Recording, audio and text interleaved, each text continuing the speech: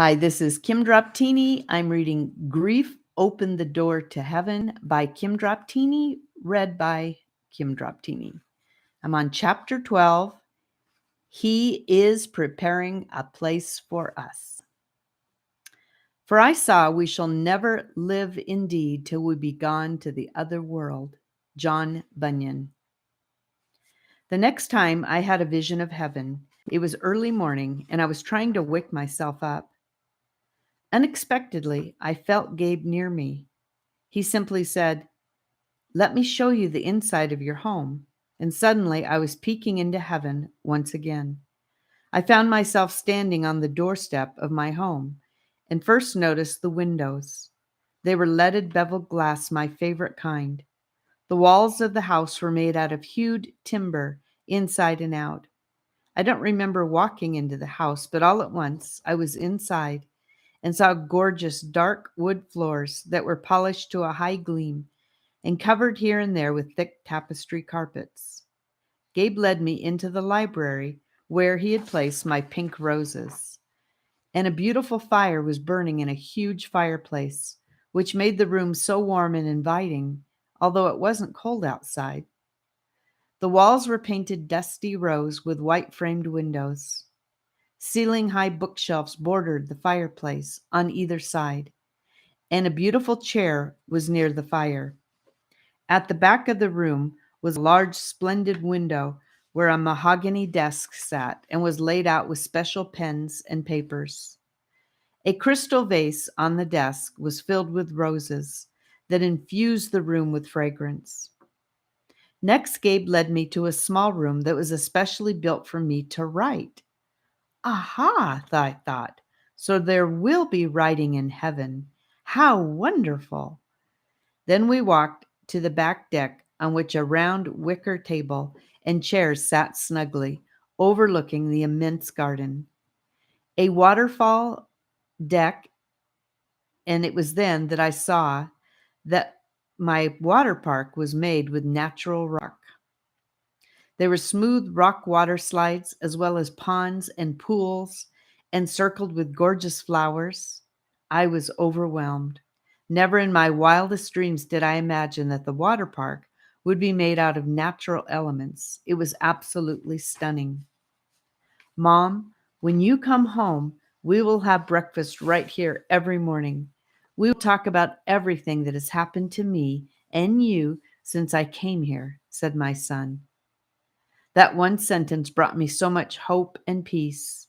What joy that day will bring! How good and kind is our Heavenly Father! I was also allowed to see an aerial view of the land. I saw a lake just beyond the water park, and off in the distance, majestic green mountains seemed to hug the beach on the front side. I noticed on the crest of one of the mountains 3 crosses perched high for all to see. It was the same scene I saw every summer at the Christian camp I attended as a child. How awesome that parts of our most beloved places on earth will be in heaven.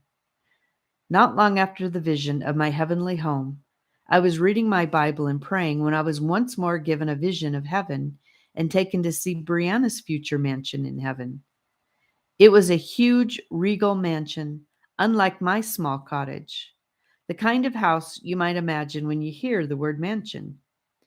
It was made from soft rose-colored stone and was situated on top of a high mountain. I saw wild animals walking around her mansion, among them giraffes, elephants, lions, and tigers.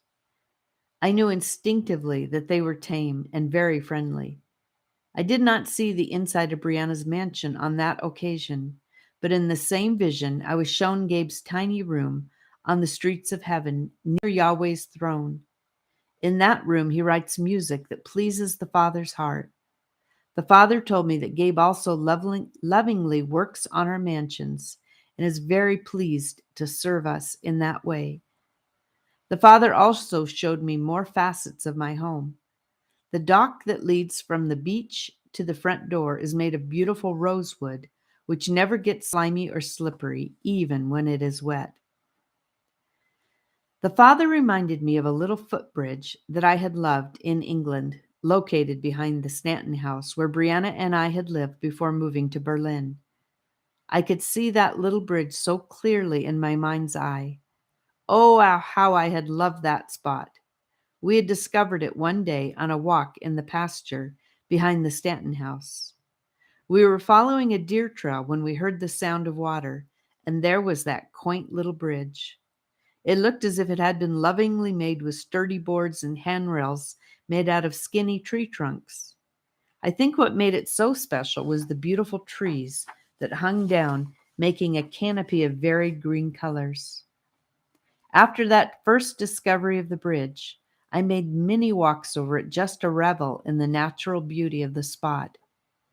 My Father in heaven told me that the very bridge, brook, and trees were all replicated in front of my mansion. I have wondered since, did I love that brook and bridge in England because it was a foretaste of my heavenly home? Or did he plan them for my home because I love them so much? I was once again reassured that Gabe and I will have endless hours to share everything that happened in our lives since the time of his departure. Jesus smilingly told me that there will be a huge welcome home party in my backyard when I arrive home, and I will see many people that I led to the Lord when I was on earth. That's the end of chapter 12. Thank you for listening. God bless you.